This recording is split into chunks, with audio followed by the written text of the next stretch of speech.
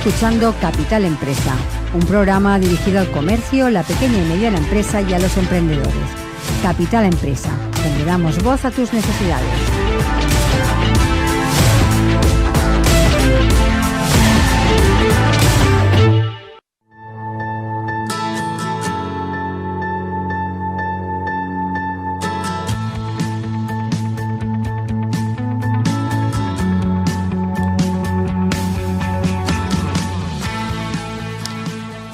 Y continuamos con nuestro espacio Tu Segunda Oportunidad, de la mano de nuestra colaboradora Diana Dinu, que como todos ustedes saben es licenciada en Finanzas, homologada por el Banco de España y cuya actividad es la financiación de activos y refinanciación de operaciones. Diana, buenos días y bienvenida. Buenos días, Monse. Bueno, Diana, hoy vamos a hablar de un tema que pega muchísimo con el título de tu espacio. Vamos a hablar de la ley de segunda oportunidad. Sí, bueno, pega mucho con el título porque es el tema que más me apasiona de todas últimamente y bueno, siempre. Y últimamente más aún porque estamos en medio de una crisis, delante de lo que nos está viniendo, de una crisis parece, y hay muchísimas familias pilladas en esta mala circunstancia que no pueden hacer frente a sus deudas. Uh-huh.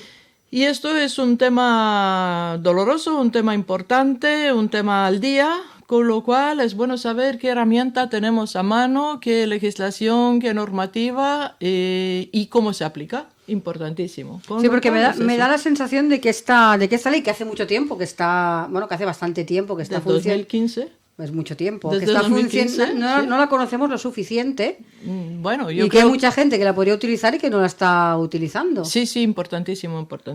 Que hay mucha gente que podría utilizarla, de hecho debería de utilizarla y no la está utilizando. ¿Qué pasa? Es una normativa europea. La ley de segunda oportunidad es una normativa europea. Se aplica en España desde el año 2015. Ha tenido una rectificación de esta normativa ahora en septiembre, al 26 de septiembre entró en vigor la última rectificación que ha resuelto un problema absolutamente importantísimo, que es el problema de la vivienda habitual. Uh-huh. Vale, imagínate la situación concreta de una familia que tiene una hipoteca en este momento, que está pagando con regularidad su hipoteca, pero que además de los pagos de la hipoteca tiene 2, 3 o 4 préstamos más. Esto es el caso habitual de una familia que necesita y puede entrar en la ley de segunda oportunidad, ¿vale? Uh-huh.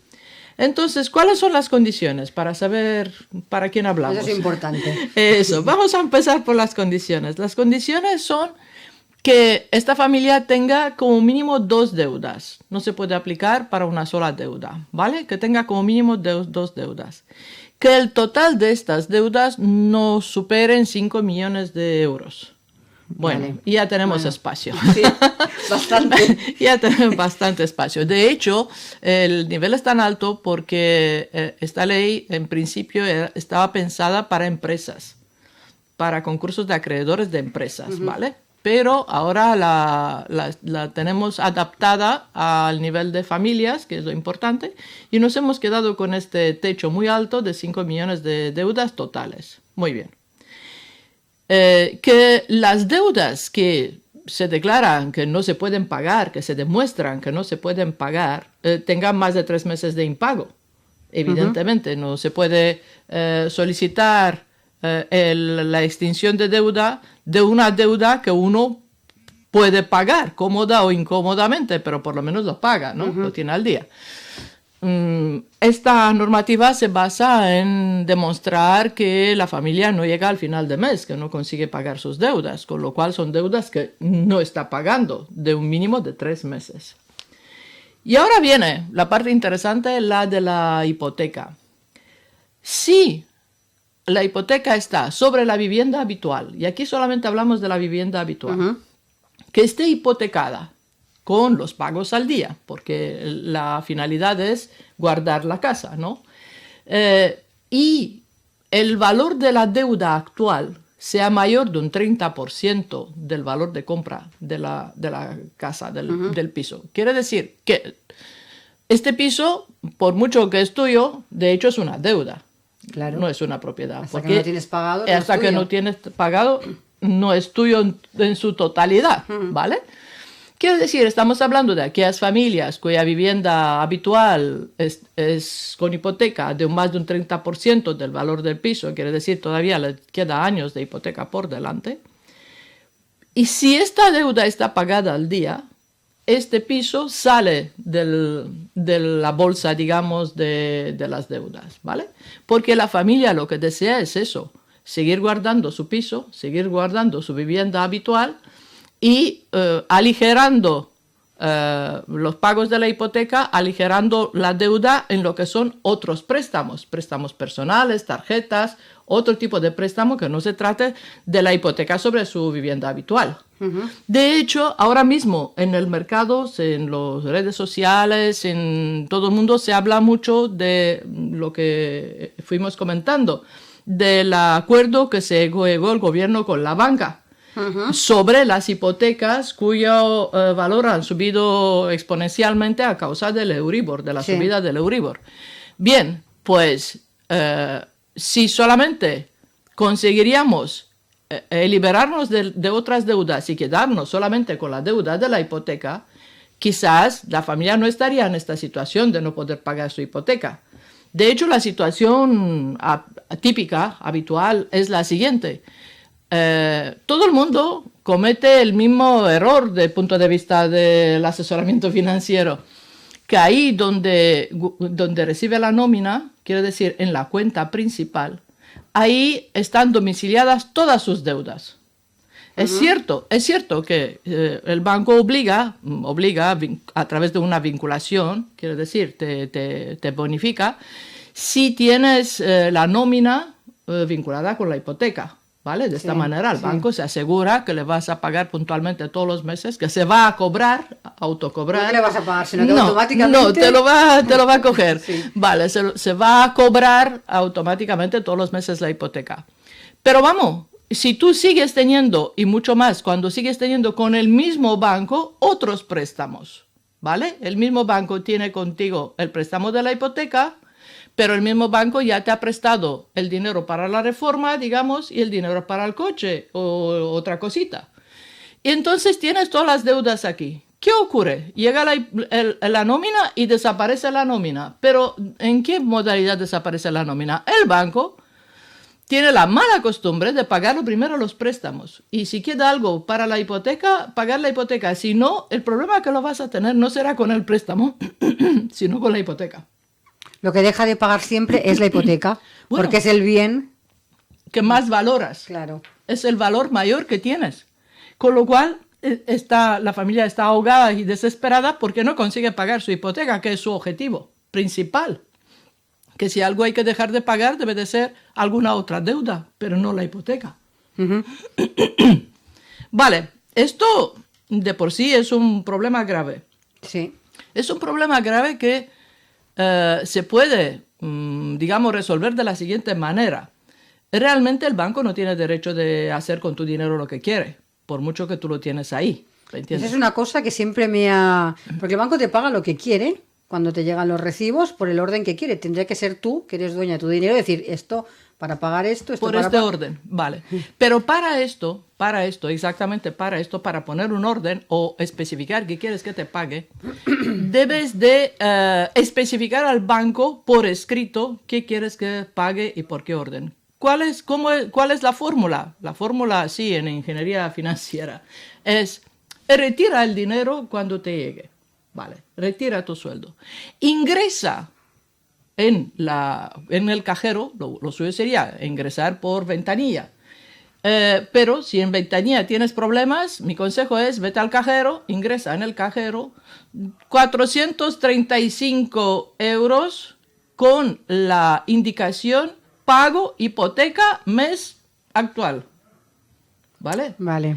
Que les especifiques al banco por qué has ingresado este dinero y por qué quieres pagar con tu dinero. En este caso, el banco estaría obligado de pagar, según tus indicaciones. Claro, si yo pongo pago hipoteca, no pueden pagar el préstamo del No coche. puede pagar el coche, exactamente, no debe de hacerlo. Y si lo hace hay que reclamar, ¿vale? Es un abuso, el banco no tiene el permiso de pagar las cosas por el orden que considera él, sino por el orden que consideras tú.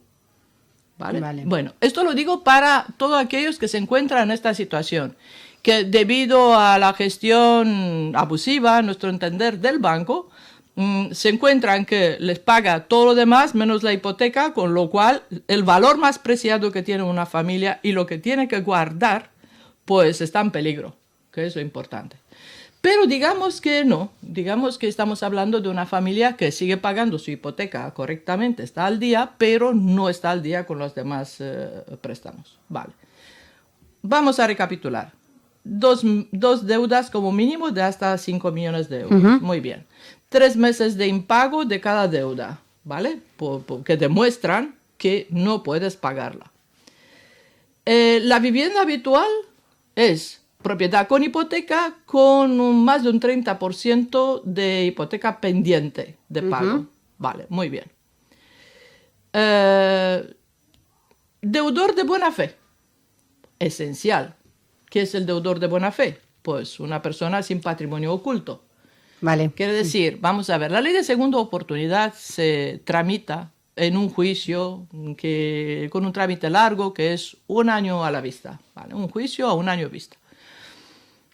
Si llegamos en un momento dado, cuando llegas en un momento dado a presentar toda tu situación delante de un juez, delante de un administrador concursal, pues evidentemente tienes que demostrar cuáles son tus ingresos reales, cuáles son tus gastos reales y cómo ocurre que al final de mes no llegas a pagar tus deudas. ¿Por qué puedes no llegar a pagar tus deudas? Porque entre el momento que tú contrataste estas deudas y el momento del día de hoy, algo ocurrió. Bajo tu sueldo, algo cambió. Bajo tu sueldo, bajaron tus ingresos por alguna razón, por otra.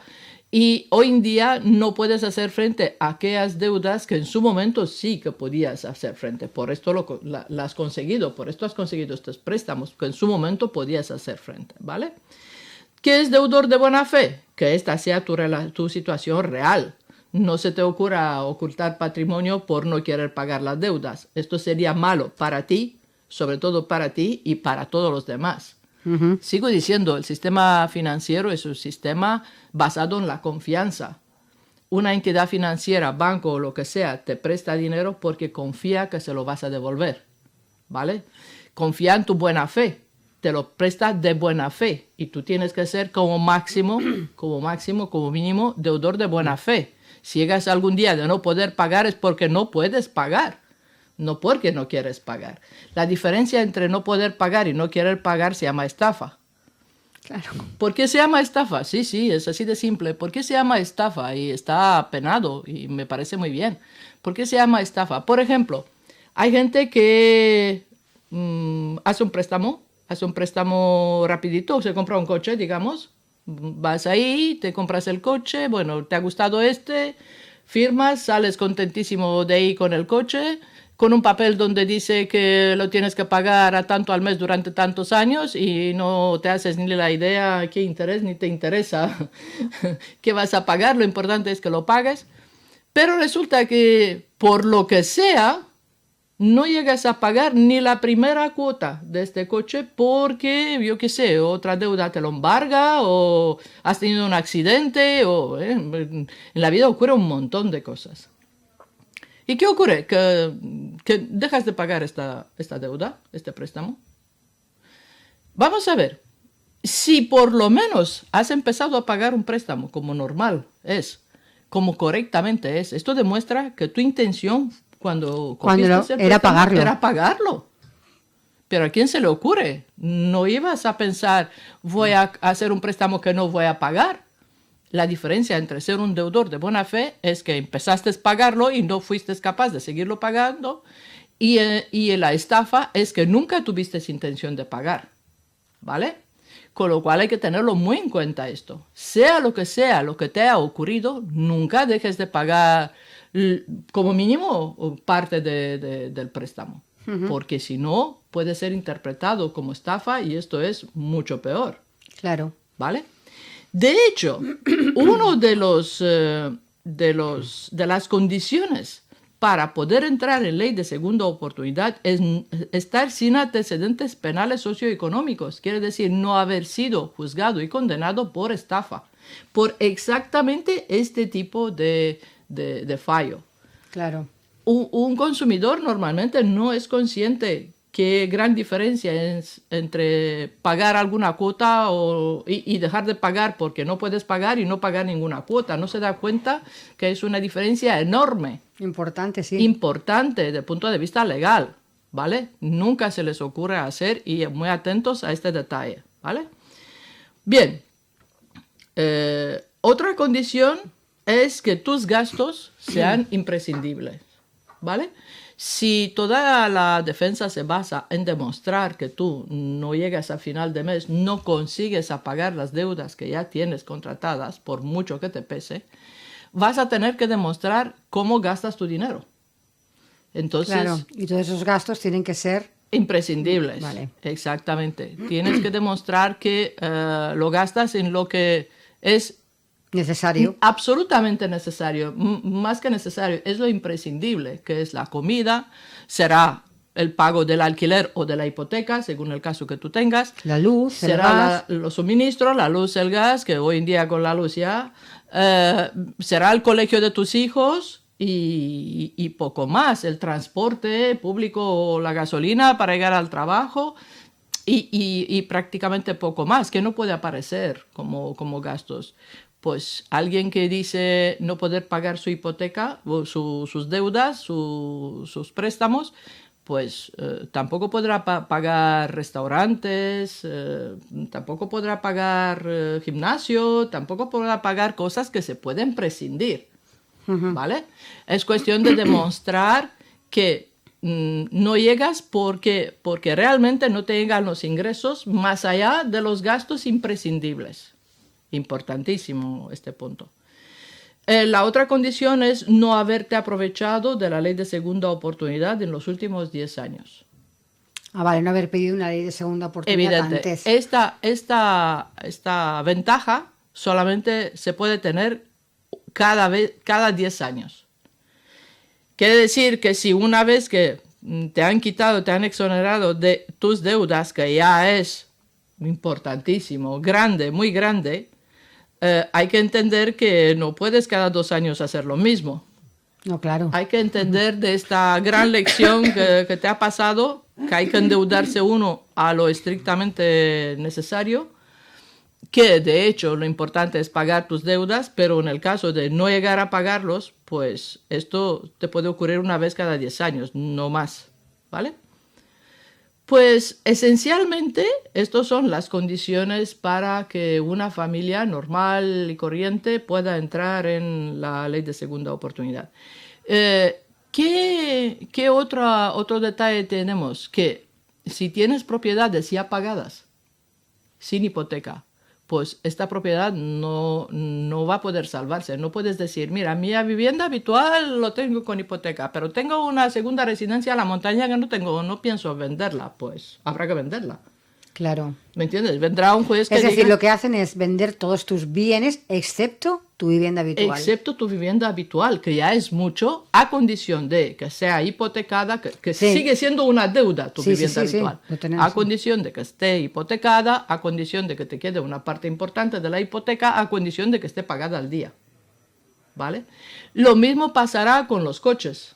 ¿Vale? Si tú tienes tu coche que te es imprescindible para ir a trabajar por la razón que sea, que está todavía con deuda, que todavía es un préstamo que estás pagando, no te puedes desprender del coche porque te es necesario para llegar a tu trabajo, se puede argumentar. Pero si lo tienes ya pagado y es un coche seminuevo, nuevo, que tiene un valor importante, que se podría vender y pagar parte de las deudas, esto ocurrirá, ¿vale?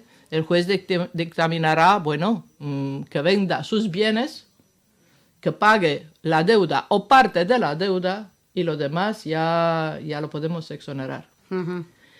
Pues creo que tenemos que parar aquí, por desgracia. Esto es un tema muy amplio, muy interesante, que tenemos que debatirlo mucho. Sí, lo seguiremos hablando, sí. Lo seguiremos hablando porque es un tema de mucho interés, pero de momento no da tiempo para más. Vamos a seguir hablando. Sí, porque tú has hablado ahora de casos de particulares, digamos, pero hay muchos casos de particulares que también son empresas, caso de los autónomos. Me gustaría también saber cómo se gestiona esta deuda, porque hay muchísimos en España que se han encontrado con este problemón. Evidente. Y también me gustaría tocar este tema para el tema de los autónomos, que también me parece súper interesante el saber condiciones y cómo se puede gestionar todo. Evidentemente. Y el tema de empresas también. Sí, claro. Otro salto más. Pero hay muchísimo que hablar. Es un tema que da muchísimo que hablar. Vamos a tener una serie entera hablando de la ley de segunda oportunidad. Y os prometo que os va a traer casos prácticos. Eso es interesante porque así nos vemos reflejados supongo que debes tener muchísimos casos que en este tema y Sí. Seguramente que nos surgirán ahí o nos resolverán como mínimo dudas que podamos tener, porque estoy segura que hay mucha gente que ha oído hablar de esta ley, Sí. pero que la desconoce muchísimo y que se podría acoger y se resolverían bastante los problemas. Así que Diana, pues sí, Genial. estoy encantada de hablar de este tema, que creo que es muy, muy interesante y muy importante además. Y además, como hemos dicho, autónomos, empresas, que todo el mundo se puede acoger esta ley, cada uno supongo que con sus condiciones. Y familias. Y familias, que es lo que estábamos hablando ahora. Y familias. Y todo cabe, todo es posible. Es cuestión de organizarse bien, hacerlo bien y sobre todo ser un deudor de buena fe. Esto es esencial. La gente que realmente está en una mala situación es la gente con derecho de aprovecharse de esta normativa. Pues Diana, seguimos hablando entonces de este tema. Así que muchas gracias como siempre por la información y hasta la próxima. Adiós, Diana. Adiós.